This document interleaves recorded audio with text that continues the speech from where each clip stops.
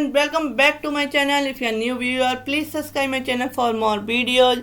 आज हम बात कर रहे हैं ऑर्डर 20 जो कि रिलेटेड है जजमेंट एंड डिक्री से।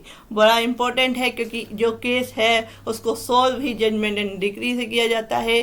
तो जजमेंट कैसे दिया जाएगा, उस निर्णय कैसे सुनाया जाएगा और उसके अनुसार क्या है डिक्री जो है तैयार की जाएगी। तो ये सारा कुछ ऑर्डर 20 में बताया गया है। 1 बाय 1 इसके सारे रूल्स पढ़ेंगे ऑर्डर 20 के, जो कि रूल 1 से लेकर 20 तक है। तो स्टार्ट करते हैं आज की वीडियो। रूल 1 कहता है कि निर्णय कब सुनाया जाएगा। Judgment when pronounced. न्यायालय मामले की सुनवाई कर लेने के बाद निर्णय खुले न्यायालय में या तो तुरंत या इसके पश्चात यथाशीघ्र, जहाँ तक जल्दी हो सके वहाँ तक शीघ्र सुनाएगा। और जब निर्णय किसी भविष्यवर्ती दिन को सुनाया जाना है तब न्यायालय इस प्रयोजन के लिए कोई दिन, कोई डेट क्या है उसमें फिक्स करेगा, जिसकी सम्यक सूचना पक्षकारों और उनके प्लीडरों को दी जाएगी। The courts after the case has been heard shall pronounce judgment in an open court either at once or as soon as possible thereafter as may be practicable, and when the judgment is to be pronounced on some future day the court shall fix a day for the purpose of which due notice shall be given to the party or their pleaders. Next कहता है provided that, परंतु जहां निर्णय तुरंत नहीं सुनाया जाता वहां न्यायालय निर्णय उस तारीख से जिसको मामले की सुनवाई समाप्त हुई है 30 दिन के भीतर सुनाने का पूरा प्रयास करेगा। 30 डेज की लिमिट है, पूरा प्रयास करेगा। किंतु जहां मामले की आपराधिक या असाधारण परिस्थितियों के आधार पर ऐसा करना साध्य नहीं है, नहीं हो सकता इतनी जल्दी जजमेंट प्रोनाउंस, तो वहां न्यायालय निर्णय सुनाने के लिए कोई भविष्यवर्ती दिन, फ्यूचर डेट क्या है देगा। और ऐसा दिन सहायता उस तारीख से जिस दिन को जो है केस को पूरी तरह से सुन लिया गया है, उसका फाइनल डिसीजन आना है, जिसको मामले की सुनवाई समाप्त हुई थी 60 दिन से ज़्यादा का नहीं होगा। और इस प्रकार क्या है नियत गए दिन की सूचना दोनों पक्षकारों उनके प्लीडरों को दी जाएगी। तो इसमें बताया गया है कि 30 दिन तक क्या है कोर्ट को सुनाना ही पड़ेगा जब उसने पूरा केस सुन लिया है। अगर 30 दिन के अंदर वह किसी असाधारण परिस्थितियों में नहीं सुना पाता है तो उस केस में क्या है 60 डेज से ज़्यादा का नहीं होगा टाइम पीरियड, उसके अंदर कोर्ट को क्या है जजमेंट अपना प्रोनाउंस करना पड़ेगा। नेक्स्ट आते हैं रूल 2। रूल 2 कहता है कि न्यायाधीश के पूर्ववर्ती द्वारा लिखे गए निर्णय को सुनाने की शक्ति। Power to pronounce judgment written by जजेस प्रोसीजरर, यानी कि न्यायाधीश ऐसे निर्णय को सुनाएगा जो उसके पूर्ववर्ती ने लिखा हो किंतु सुनाया नहीं है।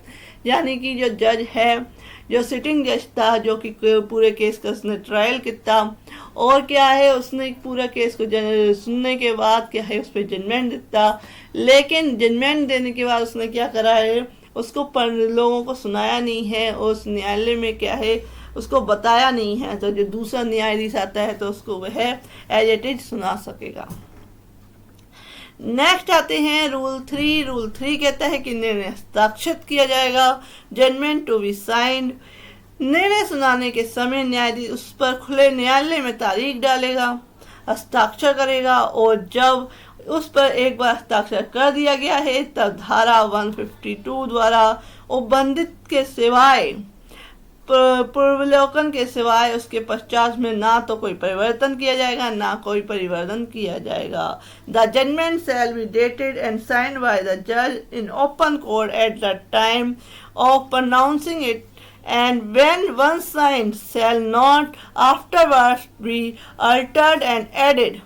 ना उसमें कुछ जोड़ा जाएगा ना उससे कुछ हटाया जाएगा। अगर उसमें साइन हो चुके हैं, मोहर लग चुकी है, तारीख डल चुकी है, सारा कुछ हो चुका है कोर्ट का।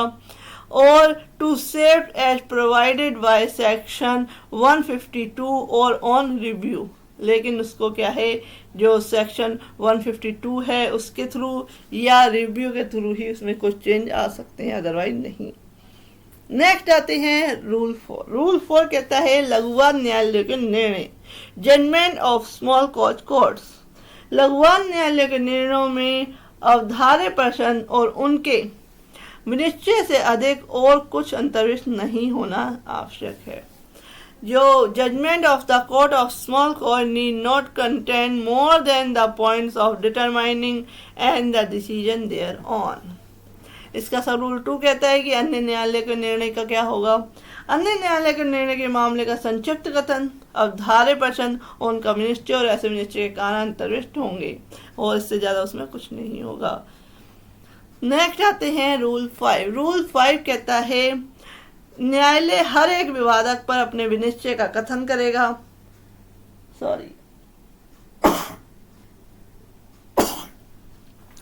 न्यायालय हर एक विवादक पर अपने विनिश्चय का कथन करेगा उन वादों में जिसमें विवादक की विवेचना की गई है, तब जब तक कि विवादकों में से किसी एक या अधिक का निष्कर्ष वाद के विनिश्चय के लिए पर्याप्त ना हो।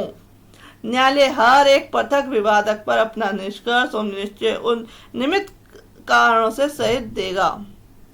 Court to state its decision on each issue. जब कोर्ट में केस दाखिल किया जाता है उसके बाद कोर्ट में जो डिफेंडेंट है उसको सम्मन किया जाता है। सम्मन करने के बाद आगे का प्रोसीजर चालू होता है और प्रोसीजर के बाद क्या है, उस केस में क्या है, एक इशू क्या होता है, एस्टेब्लिश किए जाते हैं कि इस केस में कौन कौन से इशू हैं और किस पे कोर्ट को जजमेंट देना है। तो जब इशू तैयार हो जाते हैं तो जब कोर्ट जजमेंट देती है तो वह जितने भी इशू उसने बनाए हैं उस केस में उस सब पे 1 बाय 1 क्या है, हर एक इशू पर अपना प्रॉपर जजमेंट लिखती है।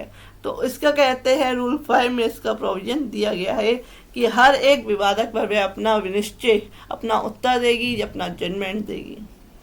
नेक्स्ट आते हैं 5 का। 5A कहता है कि जिन मामलों में पक्षकारों का प्रतिनिधित्व प्लीडरों द्वारा ना किया गया हो उसमें न्यायालय द्वारा पक्षकार को इस बात की इत्तला दिया जाना कि अपील कहाँ की जा सकती है। यानी कि court to inform party as to where an appeal lies in case where party are not represented by pleaders. जिन केसों में वकील नहीं किए गए हैं और जो पक्षकार है पार्टी उसने खुद केस को लड़ा है तो उसमें कोर्ट क्या है बता सकती है उन पक्षकारों को कि जो वह केस है उसका वह अपील कहाँ कर सकती है नहीं कर सकती है, इसकी इत्तला कोर्ट के द्वारा दी जाएगी। उन दशा के सिवाय जिसमें दोनों पक्षकारों का प्रतिनिधित्व एडवोकेट्स या प्लीडर्स द्वारा किया जा रहा है, न्यायालय ऐसे मामले में जिसकी अपील हो सकती है अपना निर्णय सुनाते समय न्यायालय में उपस्थित पक्षकारों को जो है इंफॉर्मेशन देगा, इत्तला देगा कि किस न्यायालय में अपील की जा सकती है इस केस की, और ऐसी अपील फाइल करने के लिए जो परिसीमा काल है, लिमिटेशन क्या है, समय सीमा क्या है, और पक्षकारों को इस प्रकार दी गई इत्तला को रिटन में लिखा जाएगा। अभिलेख का भाग होगी। नेक्स्ट आते हैं रूल 6। रूल 6 यह है डिक्री की अंतर वस्तु, कंटेंट ऑफ डिक्री। जजमेंट और डिक्री क्या होता है, इसमें क्या डिफरेंस होता है, आप मेरे चैनल की प्लेलिस्ट में जाके देख सकते हैं, मैंने इस पर वीडियो बनाई हुई है। लेकिन जो जजमेंट होता है वो निर्णय होता है और डिक्री उसके अनुसरण में तैयार की जाती है। डिक्री होती है, जजमेंट होता है जो पूरा साल लिखा जाता है उस केस का, क्या उसमें जजमेंट आया, क्या डिसीजन आया। जो डिक्री होती है वो थोड़ी संक्षिप्त होती है, संक्षिप्त जजमेंट कह सकते हैं उसको, और उसमें जो लागू होना होता है, अप्लाई होना होता है उस केस में, उसमें डिक्री तैयार होती है कि ये अप्लाई होना है, तो उसे डिक्री कहते हैं। तो डिक्री निर्णय के अनुसार अनुरूप होगी। The decree shall agree with the judgment. जो इसमें वाद का संख्यांक, पक्षकारों के नाम, उसका वर्णन, उसके रजिस्ट्रीकृत पते और दावे की विशिष्टियां होंगी। जो उन्होंने दावा किया है उसकी क्या पर्टिकुलर्स हैं, क्या विशिष्टियां हैं वो होंगी।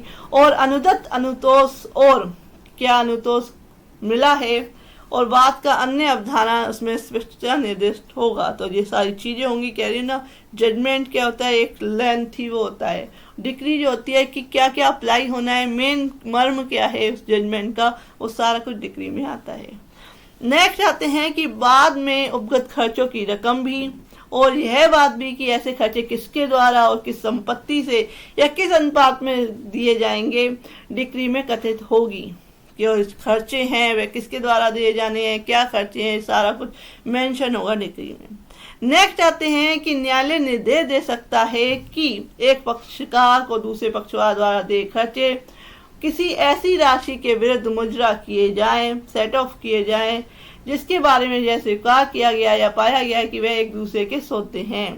कि वादी के पास क्या है 20,000 का उसने क्या है एक क्लेम किया प्रतिवादी से, लेकिन प्रतिवादी कहता है कि 25,000 तो मेरे वादी के पास पहले से ही हैं, तो दोनों को मिला के जो है 5,000 का डिफरेंस बचा, तो 20,000 वादी को दे के 5,000 जो है प्रतिवादी को मिल जाएंगे। इस तरीके से सेटअप होता है।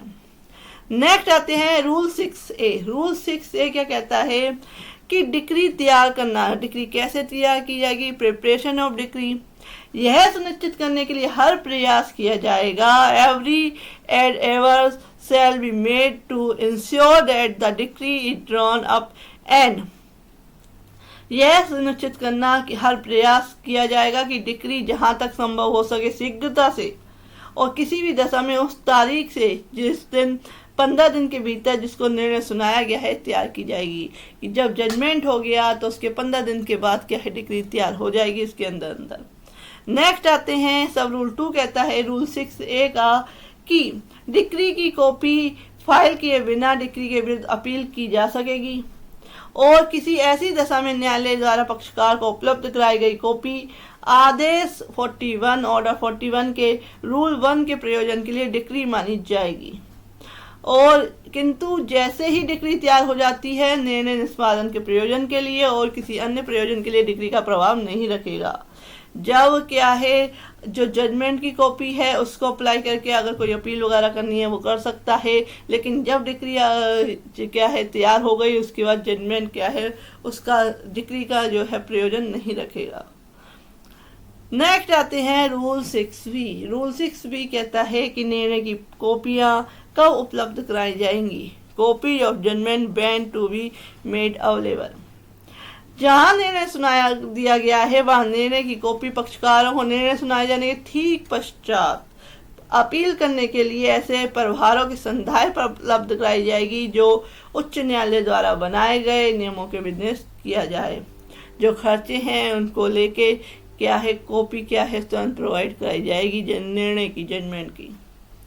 नेक्स्ट आते हैं डिक्री की तारीख क्या होगी, डेट ऑफ डिक्री। जो जजमेंट जो है पहले सुना दिया गया और डिक्री क्या है बाद में बनाई गई है, तो डिक्री और जजमेंट की डेट्स क्या अलग होगी? नहीं, जो जजमेंट की डेट है वो सेम डेट क्या है डिक्री में लिखी जाएगी जिस दिन जजमेंट सुनाया गया है। डिक्री में उस दिन की तारीख होगी, उस दिन निर्णय सुनाया गया था और न्यायाधीश अपना समाधान कर लेने पर भी कि डिक्री निर्णय के अनुसार तैयार की गई है डिक्री पर हस्ताक्षर कर देगा। जो डिक्री तैयार की है वो जजमेंट के अनुसार ही तैयार की गई है, इससे अलग नहीं तैयार की गई है। सेटिस्फाइड हो जाता है तो वो सिग्नेचर कर देगा जजमेंट यानी कि डिक्री पे जो कोर्ट है।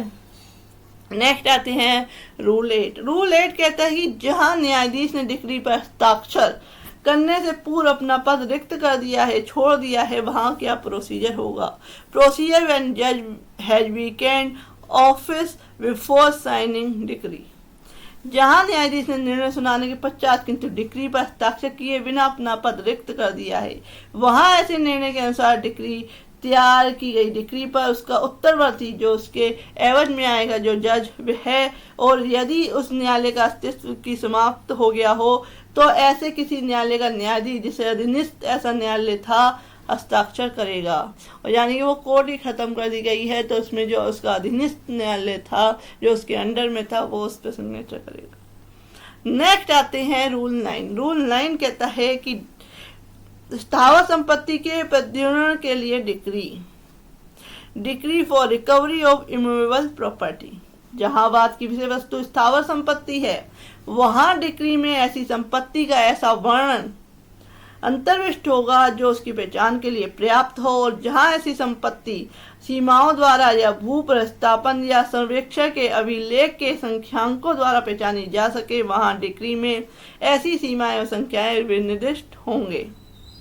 Where the subject matter of the suit is immovable property, the decree shall contain a description of such property sufficient to identify the same and where such property can be identified by boundaries, by numbers and record of settlement or survey, the decree shall specify such boundaries or numbers.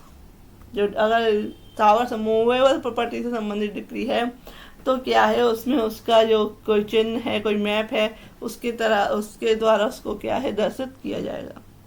Next आते हैं rule 10। Rule 10 कहता है कि decree for recovery of delivery of movable property, जंगम संपत्ति के परिधान के लिए डिक्री। जहाँ बात जंगम संपत्ति के लिए है और डिक्री ऐसी संपत्ति के परिधान के लिए, वहाँ यदि परिधान नहीं कराया जा सकता है तो डिक्री में धन के उस परिणाम का भी कथन किया जाएगा जो अनुकल्पता दिया जाएगा। जहाँ जंगम संपत्ति के परिधान के लिए कोई डिक्री बनाई गई है, decree for deliver of movable property, where the suit is movable property and the decree is for delivery of such properties, the decree shall also state the amount of money to be paid as a alternative a delivered cannot be had। तो अगर जंगम संपत्ति खराब हो गई है, उसे बेच दिया गया है, तो उसकी जो मनी है, जो पैसा आया है, वो डिलीवर किया जाएगा, या अगर जो मूवेबल प्रॉपर्टी है उसको क्या है दिया जाएगा। नेक्स्ट आते हैं रूल 11। रूल 11 कहता है डिक्री किस्तों द्वारा संदाय के लिए निर्देश दे सकेगी। डिक्री में डायरेक्ट पेमेंट बाय इंस्टॉलमेंट्स, यदि और जहाँ तक कोई डिक्री धन संदाय के लिए है तो वहाँ तक न्यायालय उस संविदा में जिसके अधीन धन संदेह है, धन देना है, अंतर्विष्ट किसी बात के होते हुए भी उन पक्षकारों को जो अंतिम सुनवाई में स्वयं या प्लीडर द्वारा उपसंजात थे, सुनने के पश्चात निर्णय के पूर्व डिक्री में किसी पर्याप्त कारण में यह आदेश सम्मिलित करेगा कि डिक्रीत रकम का संदाय ब्याज के सहित या बिना मुलतवी किया जाए या किस्तों में किया जाए। यानी कि यह जो डिक्री है उसकी जो रकम है, जो मनी है, वह इंस्टॉलमेंट में भी दी जा सकती है, ऐसा ऑर्डर कोर्ट कर सकती है। सब रूल 2 कहता है डिक्री के पश्चात किस्तों में संदाय का आदेश। Order after decree the payment by instalment, ऐसी किसी डिक्री के पारित किए जाने के पश्चात न्यायालय निर्णय के आवेदन पर या डिक्रीदार की अनुमति से आदेश दे सकेगा कि ब्याज के संदाय संबंधित निर्णय को संपत्ति की कुर्की संबंधी, उससे प्रतिभूति लेने संबंधी या अन्य ऐसे निबंधनों शर्तों को जो वह ठीक समझे डिक्रीत रकम की संदाय मुलतवी किया जाए और किस्तों में दिया जाए। उसका जो ब्याज है, जो उसकी किस्तें हैं, उसके साथ क्या है उसको भी दिया जाए। नेक्स्ट आते हैं रूल 12। रूल 12 कहता है कब्जा और अंतकालीन लाभों के लिए decree. Decree for possession and means profits, जहां बात स्थावर संपत्ति के कब्जे का प्रद्युमन करने और भाटक और अंतकालीन लाभों के लिए है, वहां न्यायालय ऐसी डिक्री पारित कर सकेगा जो संपत्ति के कब्जे के लिए हो, ऐसे भाटकों के लिए हो जो बाद के संसद किए जाने से पूर्व किसी अवधि में संपत्ति द्वारा प्रोद्भूत हो और ऐसे भाटक के बारे में जांच करने का निर्देश देती हैं, या अंतकालीन लाभों के लिए हो या ऐसे अंतकालीन लाभों के बारे में जांच करने का निर्देश देते हों, बाद में संस्थित किए जाने से लेकर निम्नलिखित में से अर्थात डिक्रीदार को कब्जे का परिधान, डिक्रीदार को न्यायालय के मार्फत सूचना सहित निर्णय द्वारा कब्जे का त्याग और डिक्री की तारीख से 3 वर्षों की समाप्ति, इनमें से जो भी कोई घटना पहले घटित हो उस तक के भाटक और अंतकालीन लाभों के बारे में जांच का निर्देश देती है। तो उसमें क्या है, जो कब्जा दिलाना है किसी प्रॉपर्टी में उसके लिए डिक्री तैयार की गई है, या कोई ब्याज या अंतकालीन लाभों के लिए है, मीन्स प्रॉफिट के लिए है, तो उसके लिए कैसे तैयार की जाएगी रूल 12 बताता है। लेकिन जहां खंड खा या गा के अधीन जांच का निर्देश दिया जाता है उस प्रॉपर्टी का, वहां भाटक या अंतकालीन लाभों के संबंध में अंतिम डिक्री ऐसी जांच के परिणाम के अनुसार तैयार की करके पारित की जाएगी। नेक्स्ट आते हैं रूल 12A। 12A कहता है कि स्थावर संपत्ति के विक्रय और पट्टे की संविदा के विनिर्दिष्ट पालन के लिए डिक्री। जहां स्थावर संपत्ति की बिक्री या पट्टे की कोई संविदा कॉन्ट्रैक्ट के विनिर्दिष्ट पालन के लिए किसी डिक्री में यह आदेश है कि क्रय धन या अन्य राशि क्रेता या पट्टेदार द्वारा संदत्त की जाए, वहां उसमें वह अवधि निर्दिष्ट की जाएगी जिनके भीतर संदाय करना है। तो वह क्या है, डेट दी जाएगी कि इसके अंदर आप जो है उसमें जो कोई कॉन्ट्रैक्ट है, विक्रय है, पट्टा है, उसमें जो है उसका पालन करें। नेक्स्ट आते हैं कि रूल 13 जो बताता है प्रशासन बाद में decree. Decree in administration suit. जहां बात किसी जो केस है किसी संपत्ति के लेखा के लिए न्यायालय की डिक्री के अधीन इसके सम्यक प्रशासन के लिए है, वहां न्यायालय अंतिम डिक्री पारित करने से पूर्व ऐसे लेखाओं के लिए जांचों के लिए आ जाने का आदेश देने वाली और अन्य आदेश देने वाले निर्देश देने वाली जो न्यायालय ठीक समझे प्रारंभिक डिग्री पारित करेगा।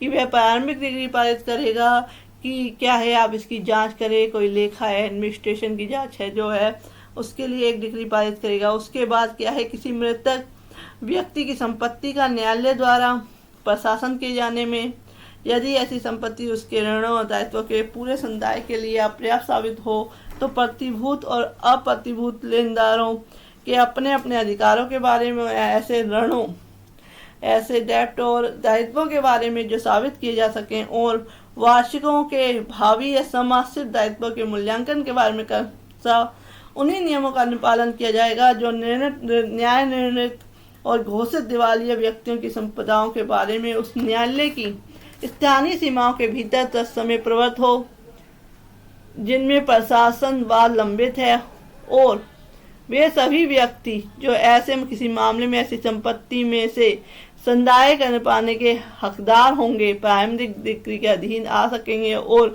उन संपत्तियों के विरुद्ध ऐसे दावे कर सकेंगे जिनके लिए वे संहिता के अधीन क्रमशः हकदार हैं। ये बताया गया है। नेक्स्ट है रूल 14 सूफा के दावे में डिक्री। डिक्री जो है जहां न्यायालय संपत्ति के किसी विशिष्ट विक्रय के बारे में सूफा के दावे की डिक्री देता है और क्रय धन ऐसे न्यायालय में जमा नहीं किया गया है, वहां डिक्री में ऐसा दिन निर्दिष्ट होगा जिस दिन या जिससे पूर्व क्रय धन ऐसे जमा किया जाएगा और यह निर्देश होगा कि वादी के विरुद्ध अधिकृत खर्चों के सहित ऐसे जो क्रय धन के न्यायालय में उस दिन या उससे पूर्व जो खंड का में निर्दिष्ट किया गया है जमा कर दिए जाने पर प्रतिवादी संपत्ति का कब्जा वादी को परिदत्त कर देगा और जिसका उस हक उसे जमा करने की तारीख से उस पर प्रभुत्व हुआ समझा जाएगा, किंतु यदि क्रय धन और खर्चे यदि कोई हो ऐसी जमा नहीं किए जाएंगे तो बाद खर्चों के सहित खारिज कर दिया जाएगा। नेक्स्ट आती है कि जहां न्यायालय ने सूफा के परस्पर विरोधी दावों का न्याय निर्णय कर दिया है वहां डिक्री में यह निर्दिष्ट होगा कि यदि और जहां तक डिक्री दावा जो है समान कोटि के हैं और जहां वह उपनियम 1 के बंदों का अनुपालन करने वाले हर एक सूफा अधिकारी का दावा उस संपत्ति के अनुपातिक अंश के बारे में प्रभावी होगा जिस संपत्ति के अंतर्गत ऐसा कोई अनुपातिक अंश भी होगा जिसके बारे में किसी ऐसी सूफाधिकारी का या उक्त बंदों का अनुपालन करने में असफल रहा है, दावा ऐसा व्यतिक्रम न होने पर प्रभावी होता। नेक्स्ट आते हैं कि यदि और जहां तक डिक्रीकृत दावे विभिन्न कोटि के हैं और जो वहां तक अवर सूफाधिकारी का दावा तब तक प्रभावी नहीं होगा जब तक वरिष्ठ सूफाधिकारी उक्त बंदों का अनुपालन करने में असफल ना हो गया हो। नेक्स्ट आते हैं रूल 15। रूल 15 कहता है कि भागीदारी के विघटन के वाली डिक्री में बाद में decree in suit for dissolution of partnership.